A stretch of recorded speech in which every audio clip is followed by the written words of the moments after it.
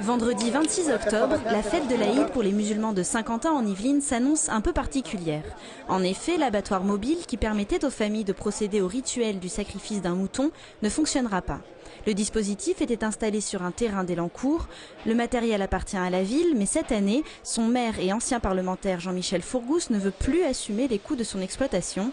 Il renvoie la question au nouveau député socialiste. C'est le député qui coordonne plusieurs communes, qui donne l'impulsion, qui trouve les moyens financiers et qui se coordonne avec l'État, bien sûr, pour réussir une telle opération. C'est une très grosse opération.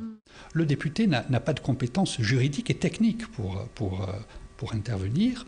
Une fois de plus, je trouve vraiment irresponsable de la part du maire d'Élancourt, qui a été battu d'ailleurs aux législatives, d'entretenir à dessein cette confusion. C'est vraiment le maire d'Élancourt, la ville d'Élancourt qui est propriétaire de l'abattoir. C'est elle qui maîtrise le foncier ainsi que les procédures qui jusqu'à présent ont été mises en place pour l'organisation de cette fête religieuse. Cet abattoir n'a de réalité et de sens juridique que par la délégation des règles d'hygiène que l'État donne aux maires. Et ça concerne les maires et les collectivités locales. Moi, j'étais député pendant, excusez-moi de dire ça, j'étais député pendant 14 ans. Ma mission de député, la mission des députés, je la connais un peu, voilà, c'est de faire les lois et de contrôler l'action du gouvernement. Fin juillet, la communauté d'agglomération avait proposé comme alternative aux musulmans un marché au vif, proposition rejetée par le collectif de Saint-Quentin car jugée non conforme au rituel. Le maire de la Verrière encourage, lui, les musulmans à s'organiser eux-mêmes.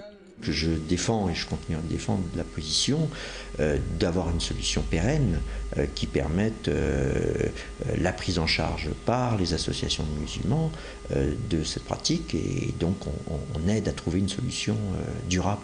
Quand le plus vite possible dès l'année prochaine, ça, il faut que vraiment tout le monde se mette au travail, ou honnêtement il y a suffisamment de terrain, il suffit de se poser un tout petit peu, je suis sûr qu'on trouvera avec de la bonne volonté.